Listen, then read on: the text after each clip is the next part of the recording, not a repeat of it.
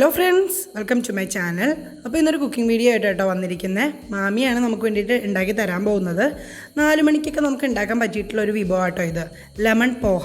അപ്പോൾ അതിന് വേണ്ടിയിട്ടുള്ള ഇൻഗ്രീഡിയൻസ് ആണ് ഞാനിപ്പോൾ പറഞ്ഞുതരാം. 1 ടീസ്പൂൺ കടലപ്പരിപ്പും 1 ടീസ്പൂൺ ഉഴുന്നുപരിപ്പും, പിന്നെ ആവശ്യത്തിന് ഉപ്പ്, 2 പച്ചമുളക് നടുവേ കീറിയിട്ടുള്ളത്, പിന്നെ വറുത്തിട്ടുള്ള കപ്പലണ്ടി, 1 നാരങ്ങയുടെ ജ്യൂസ് എടുത്തിട്ടുണ്ട്, പിന്നെ ആവശ്യത്തിന് കായപ്പൊടി, ആവശ്യത്തിന് മഞ്ഞൾപ്പൊടി. ഇതിപ്പോൾ ഞാൻ കട്ടിയുള്ള അവിൽ ജസ്റ്റ് വെള്ളം നനച്ച് വെച്ചിട്ടുള്ള കേട്ടോ. നിങ്ങൾക്ക് വേണമെങ്കിൽ ഏത് അവിൽ വേണമെങ്കിലും എടുക്കാം. പിന്നെ 1 ടീസ്പൂൺ കടുക്, 1 ചുവന്ന മുളക്, ആവശ്യത്തിന് കറിവേപ്പില. അപ്പോൾ ഇത്ര ഐറ്റംസാണ് നമുക്ക് ലെമൺ പോഹയ്ക്ക് വേണ്ടിയിട്ടുള്ളത്. നമുക്ക് നോക്കാം. ആദ്യം തന്നെ നമ്മൾ വെളിച്ചെണ്ണ ഒഴിച്ചിട്ട് കടുക് വറുത്തെടുക്കാൻ പോവുകയാണ്. അപ്പോൾ കടുക് ഒന്ന് പൊട്ടിക്കഴിഞ്ഞ ശേഷം നമ്മുടെ ഉഴുന്നുപരിപ്പും കടലപ്പരിപ്പും ഇട്ട് കൊടുത്തിട്ടുണ്ട്, കറിവേപ്പിലയും ചുവന്ന മുളകും. എന്നിട്ട് അതൊന്ന് മൂത്ത് വന്നതിന് ശേഷം നമുക്ക് 1/2 ടീസ്പൂണോളം മഞ്ഞൾപ്പൊടി ചേർത്ത് കൊടുക്കാം കേട്ടോ.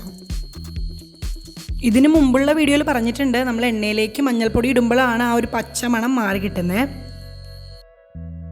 അതിലേക്ക് കപ്പലണ്ടിയും കൂടി ഇട്ട് കൊടുത്തിട്ടുണ്ട്. കപ്പലണ്ടി ഓൾറെഡി വറുത്ത് തന്നെയാണ്, നമ്മൾ ജസ്റ്റ് ഒന്നും കൂടി ഇട്ട് വറുക്കുവാണ് അതിൻ്റെ കൂടെ. ഏത് അവിൽ വേണമെങ്കിലും എടുക്കാം കേട്ടോ. നിങ്ങൾക്ക് വെള്ള അവിൽ എടുക്കാം, പിന്നെ നമ്മുടെ സാധാ അവിലില്ലേ, നല്ല നൈസായിട്ടുള്ള അവിൽ, അതും എടുക്കാം കേട്ടോ. ഞാനിപ്പോൾ കട്ടിയുള്ള അവിലാണ് എടുത്തിട്ടുള്ളത്. അത് ജസ്റ്റ് ഒന്ന് വെള്ളം നനച്ചിട്ട് നമ്മൾ ഇതിൻ്റെ കൂടെ ചേർത്ത് കൊടുത്തേക്കുവാണ്. ഒരു ടേസ്റ്റിന് വേണ്ടിയിട്ട് കുറച്ച് കായപ്പൊടിയും കൂടി ചേർത്ത് കൊടുത്തിട്ടുണ്ട് കേട്ടോ. നിങ്ങൾക്ക് വേണമെങ്കിൽ ചാട്ട് മസാലയൊക്കെ യൂസ് ചെയ്യാം ഇഷ്ടമുള്ളവർക്ക്. എന്നിട്ട് നന്നായിട്ടൊന്ന് ഇളക്കിയതിന് ശേഷം ആവശ്യത്തിനുള്ള ഉപ്പും കൂടി ഇട്ട് കൊടുക്കാം.